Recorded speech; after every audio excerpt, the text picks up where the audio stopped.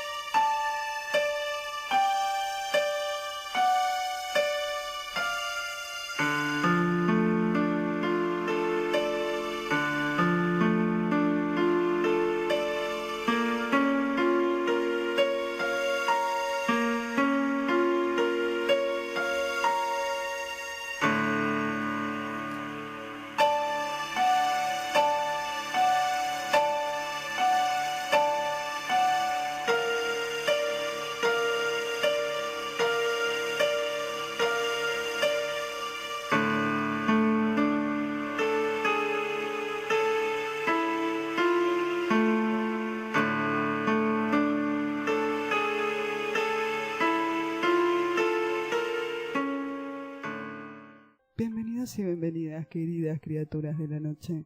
Mi nombre es Lucila Castro Díaz. Soy escritora de novela negra, thriller de terror y misterio. Te cuento que en este canal vas a encontrar literatura, cultura, mitos y leyendas. Te cuento que me puedes encontrar fácilmente en las redes sociales, tanto en Instagram como en Facebook. Si querés conocer mi trabajo, en la caja de descripciones siempre te dejo todos los enlaces a mis sitios. Hoy les traigo son casos que inspiraron a 3 de las películas de terror de los años 80. La primera de la que vamos a hablar es de Pesadilla en la calle Elm. Me lo estuvieron pidiendo, así que lo debía. Una pesadilla es un ensueño que puede causar una fuerte respuesta emocional, comúnmente miedo o terror, aunque también puede provocar depresión, ansiedad y una profunda tristeza. En la persona que padece de pesadillas, la pesadilla puede contener situaciones de peligro, malestar o pánico físico o psicológico. Las personas que sufren de pesadilla se despiertan en un estado de angustia y con la posibilidad de regresar al sueño por un prolongado periodo de tiempo. Las pesadillas pueden tener causas físicas: dormir en una mala posición, tener fiebre, también fisiológicas, como tener estrés, ansiedad e incluso ingestión de drogas. Comer demasiado antes de dormir, decían las abuelas, que provocaba pesadillas, y esto es cierto, porque incrementa el metabolismo del cuerpo y la actividad cerebral. Es una potencial causa de pesadillas. Las pesadillas recurrentes que interfieren en los patrones del sueño causan insomnio y pueden requerir ayuda médica. Esto sería más o menos la explicación que nos brinda Wikipedia. Pero para el guionista Wes Craven, las pesadillas eran provocadas por un tal Freddy Krueger, que estaba quemado y tenía un guante lleno de cuchillas. Lejos de basarse solo en sus ideas, muy avanzadas y sorprendentes para el género en ese momento, Wes Craven se inspiró para escribir el guión de Pesadilla en un relato estremecedor que lo perturbó en el 1984, y así sentó las bases del horror sobrenatural, que sobrevino a lo largo de toda la década del 80. En esa primera parte de la década estaban en su apogeo las sagas derivadas de Viernes 13 o Halloween, que se ubicaba dentro del género Slayer, el subgénero en el que un asesino siempre lleva la cara cubierta con una máscara y mata de forma violenta a adolescentes, con cuchillos, sierras eléctricas, machetes o cualquier arma que encuentra en su camino. Wes Craven introdujo en este estilo de producciones el elemento sobrenatural que impactó y modificó las reglas del género de las películas de terror. En Pesadilla, el arma de Freddy Krueger se mete en los sueños de los adolescentes para matarlos, y así poder vengarse de sus padres, que fueron quienes lo asesinaron primero a él. Todo puede pasar en el universo de lo onírico, desde dar vuelta a una habitación entera para golpear a alguien hasta la muerte, hasta salir con su garra desde el fondo de una bañera, como cuando Nancy, la protagonista, está sumergida en su bañera. Pero, ¿existe una historia real detrás de las pesadillas de Freddy Krueger? Existe algo en lo que se inspiró Wes Craven, y es lo siguiente.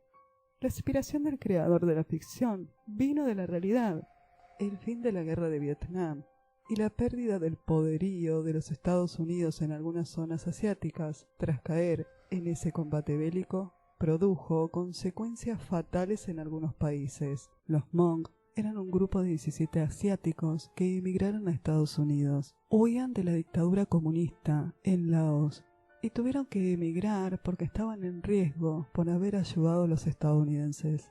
Por supuesto, eran considerados traicioneros. Muy pocos de ellos hablaban en inglés. En su religión, ellos pensaban que todas las cosas tenían su propio espíritu. Llegaron a Estados Unidos en el 1975. Les costó mucho tener que adaptarse a ese nuevo país. La vida en Estados Unidos era muy movida y ellos estaban acostumbrados a una vida de campo, rural, digamos. Debieron ser tratados por ataques de ansiedad. Lo más extraño de todo esto es que los refugiados comenzaron a morir mientras dormían. Lo más extraño de todo es que eran personas jóvenes. Comenzaron a morir uno tras otro. Eran encontrados muertos en sus camas. Uno de los últimos que falleció fue un niño, que estuvo más de una semana sin dormir, porque insistía a sus padres que algo sobrenatural estaba ocurriendo en sus sueños, y que si se dormía, iba a morir. La causa de todas las muertes era una supuesta arritmia cardíaca. Se pensaban que quizás tenían algún problema cardíaco, que se iban manifestando a lo largo de los meses, aunque era mucha casualidad que todos ellos tuvieran muerte súbita. Se había comprobado que afectaba a grupos de varones de donde provenían estas personas, más que nada a jóvenes mujeres. Lo extraño es cómo pudieron morir uno tras otro. Esta comunidad tenía su propia teoría. En su cultura hay un espíritu conocido como Dab Song, que se lleva a los hombres mientras duermen. Tienen tanto miedo de este espíritu que muchos hombres en Laos se visten de mujer a la hora de irse a dormir y así poder engañar a este espíritu. Filipinas también tiene una creencia popular y parecida. El espíritu se llama Ban Gun God. El espíritu se sienta sobre la cara o el pecho de su víctima hasta asfixiarla.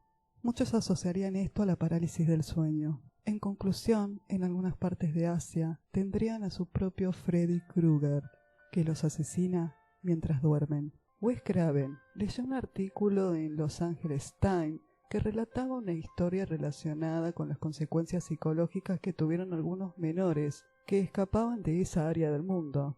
Era una nota sobre una familia que había escapado de Camboya y habían llegado a los Estados Unidos. Las cosas iban bien, pero de repente el nene más chico tenía pesadillas muy inquietantes. Les dijo a sus papás que tenía miedo de que si se dormía, aquello que lo estaba persiguiendo en sus sueños lo atrapara.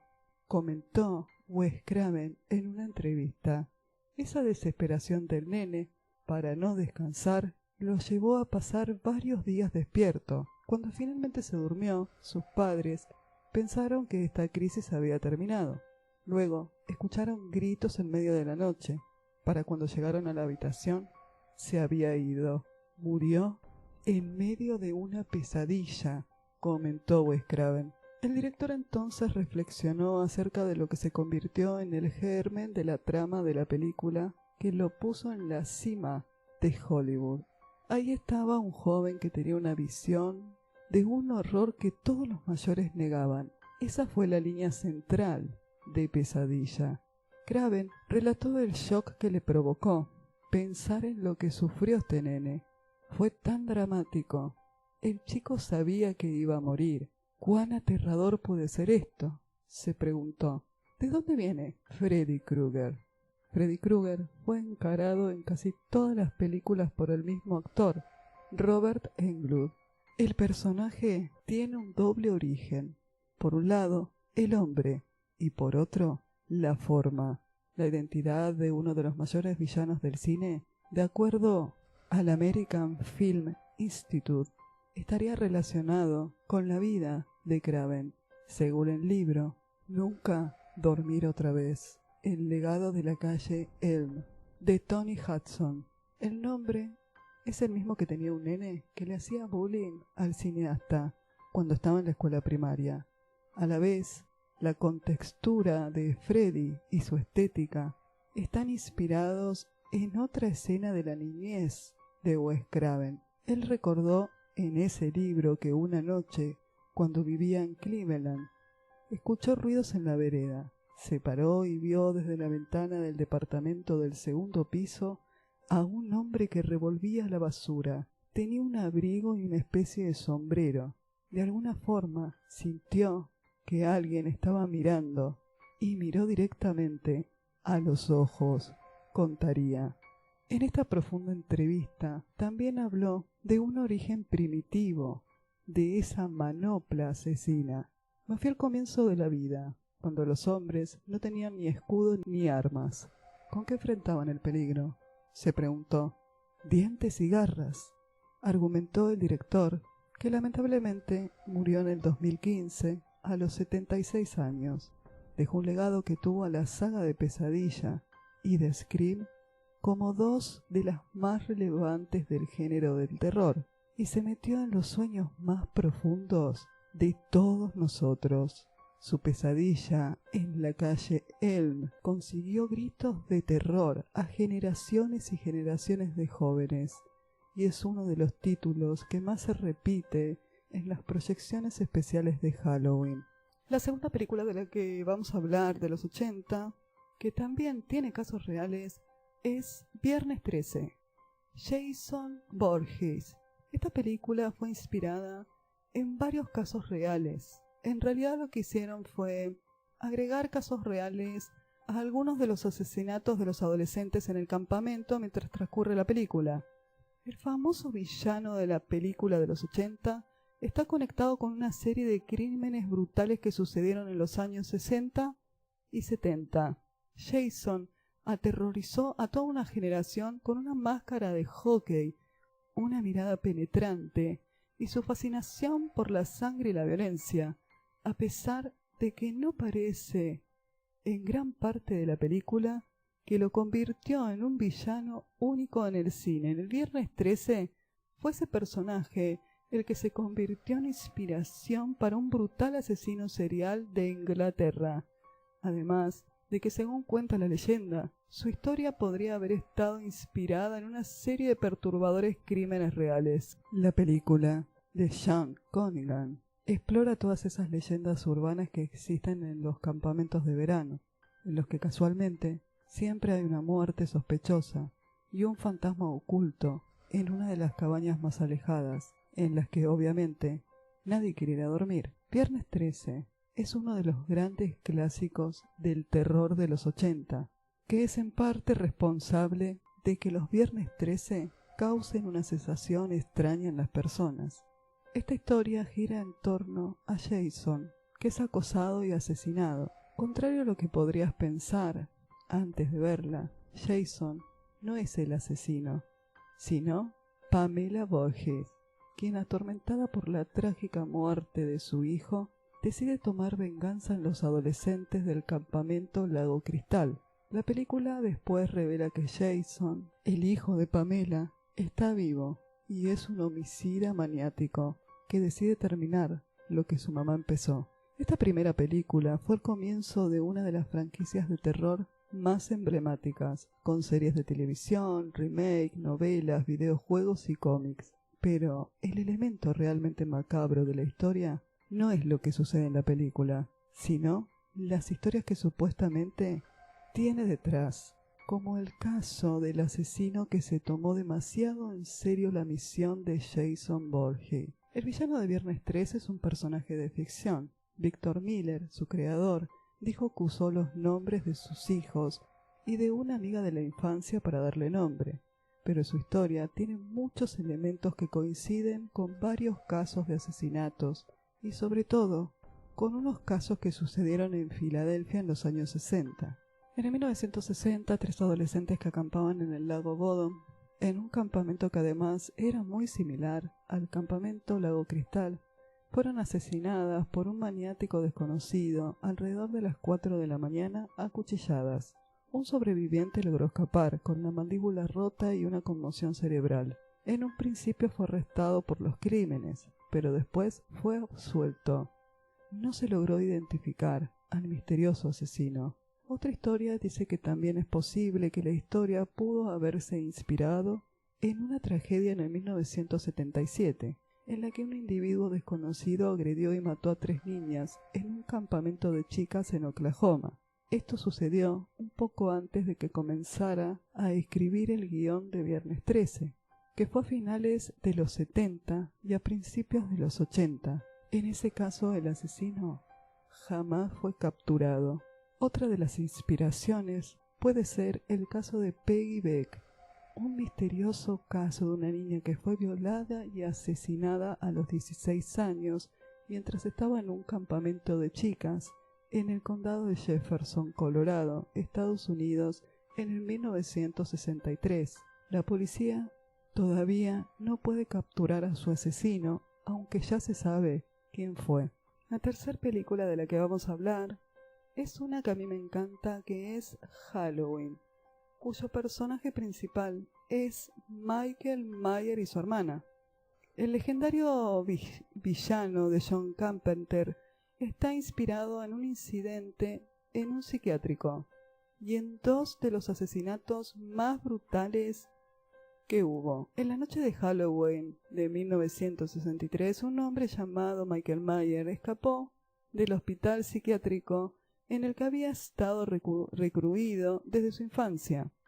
Caminó hasta el pequeño pueblo de Hatfield, en Illinois, y sin ninguna explicación comenzó a matar a todas las personas que se cruzaban en su camino, tantas como era posible. Afortunadamente, esta no es una historia real, es el argumento de la película, de 1978, Halloween, en la que Jamie Lee Curtis se convirtió en una de las primeras heroínas adolescentes que sobrevive al terror casi de milagro. Es una especie de luchadora que es seguida por su hermano. Lucha contra este asesino que no solamente aterrorizó a todo el pueblo y dejó un rastro de muertos a su paso, sino que también es su hermano. Michael Myers, al igual que Freddy Krueger y Jason, es un personaje de ficción, la creación de un guión que engendró al monstruo perfecto al explorar los miedos y ansiedades de la sociedad de la época, pero también tiene sus orígenes en historias, leyendas y personajes de la vida real. En la década de los 70 fue cuando comenzó a aparecer más los asesinos en serie y la fotografía de niños desaparecidos en los cartones de leche. John Carpenter supo explotar ese miedo para crear uno de los villanos más icónicos, porque la idea de ser víctima de un asesino serial siempre es peor que caer en manos de una bruja malvada. El personaje de John Carpenter no era el típico asesino de niñeras, aunque digamos que es el que comenzó el arquetipo en el cine. Había algo extraño con él, y claramente tenía cualidades sobrenaturales. De otra forma, no habría logrado sobrevivir a tantos intentos de acabar con él, pero no deja de ser humano y real. El director se inspiró en varios monstruos de la época. Carpenter dijo en una entrevista que se había inspirado para crear a Michael Myers después de una visita a un hospital psiquiátrico que lo dejó marcado, y los fans terminaron de llenar los huecos para encontrar al resto de las historias que se juntaron para dar vida al hombre detrás de la máscara.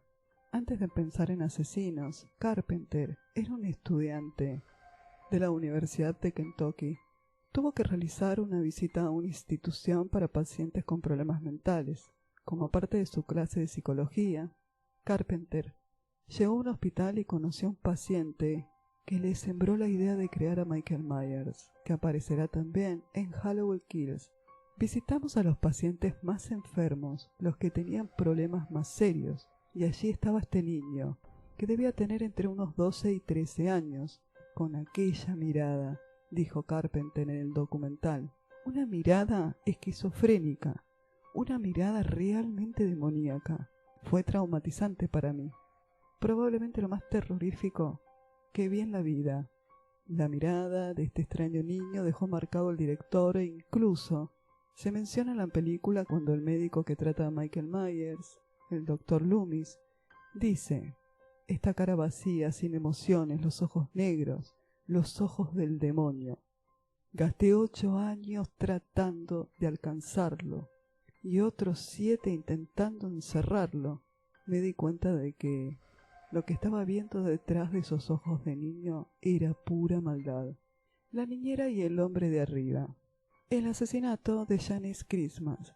Esta fue una de las leyendas urbanas más populares de Halloween y llegó a los cines en los años 70. Era muy común que las niñeras adolescentes trabajaran para vecinos y conocidos, y la idea de tener una niña sola en una casa extraña dio pie a que comenzara a circular la leyenda de un misterioso asesino que se escondía dentro de las casas y atacaba a la pobre niñera cuando menos se lo esperaba. De acuerdo con las teorías, la leyenda comenzó en los años 60, unos años después del asesinato de Janet, quien fue encontrada muerta en la casa a la que había ido para cuidar a un niño en los años 50. El asesinato de Janet fue el origen de una leyenda que habla sobre una solitaria niñera que comenzó a recibir llamadas misteriosas mientras esperaba a los dueños de la casa. Ella contesta, pero nadie responde, hasta que, en una ocasión, una voz misteriosa le pregunta si ya fue a revisar a los niños. Sí, esta leyenda inspiró a muchas otras películas de terror. Ella llama a la policía y descubren que las llamadas se hicieron desde el interior de la casa, aunque eventualmente logra escapar. Los niños no sobreviven porque olvidó ir a revisar a los niños. El guion original de Carpenter se iba a llamar El asesinato de las niñeras, en honor a esta leyenda. Ed Kemper es uno de los asesinos seriales más famosos. Se dice que de niño decapitaba las muñecas de su hermana y que amenazó a su maestra de la escuela con una bayoneta. Kemper era un hombre alto, como Michael Myers, y supuestamente tenía un IQ muy alto, pero tenía un lado oscuro, y se dice que su mamá lo encerraba en el sótano por miedo a que fuera a lastimar a sus hermanas. La primera víctima de Kemper fue su abuela, a quien mató cuando él tenía 16 años, y después siguió con su esposa y su abuelo. En el 1969 comenzó a asesinar mujeres jóvenes que pedían aventón a un lado de la carretera y a estudiantes de la universidad, hasta acabar con el asesinato de su madre. Kemper finalmente fue detenido y se convirtió en uno de los asesinos que fueron entrevistados para ayudar al FBI a desarrollar los perfiles y el concepto de asesino serial. Steele Stiles. Esta historia es un poco complicada. Según la leyenda, comenzó en un hospital en el que 2 niños nacieron el mismo día, el de la familia Stiles y el de otra familia que no fue identificada. Supuestamente una enfermera cambió a los bebés por diversión, pero cuando los Stiles lo descubrieron ya era tarde. Su verdadero hijo había muerto en un accidente de coche junto con la familia que se lo llevó.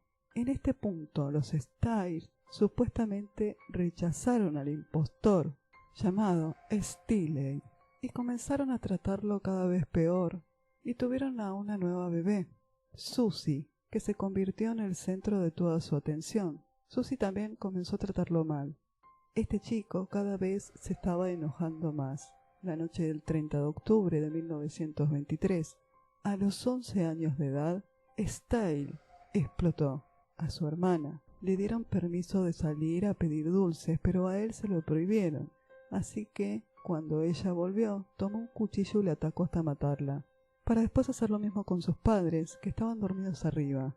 La noche siguiente, supuestamente salió a pedir dulces y siguió matando a todos los que lo habían maltratado. Y para cuando la policía llegó a él, se dice que el niño estaba sentado en un columpio, sonriendo y comiendo dulces. Fue llevado a un hospital psiquiátrico, donde fue estudiado durante 13 años. Lo que pasó con este niño, después de eso, no se pudo confirmar completamente, pero muchos creen que es una de las historias claves que ayudaron a John Carpenter a escribir su guión de Halloween. La escena en la que la hermana de Michael Myers corre por la calle y va golpeando casa por casa pidiendo ayuda a los gritos, desesperadamente, y nadie le abre la puerta para ayudarla, está inspirada en el famoso caso de Kitty Genovese. Es un caso escalofriante donde una muchacha estaba siendo acuchillada, pidió ayuda a los gritos y nadie la socorrió. Me encantan las películas de terror, sobre todo las de los años 80. Salía una tras otra sin parar. Era una época en la que el terror sorprendía. Las películas de terror eran todas originales porque sorprendían todas y hacían sagas largas como es Halloween, como es Jason y Freddy Krueger. ¿Conocías estas historias reales detrás de Freddy Krueger, Michael Myers y Jason? Si te gusta este informe, te invito a que te suscribas a mi canal y me dejes un comentario. Nos vemos en el próximo video.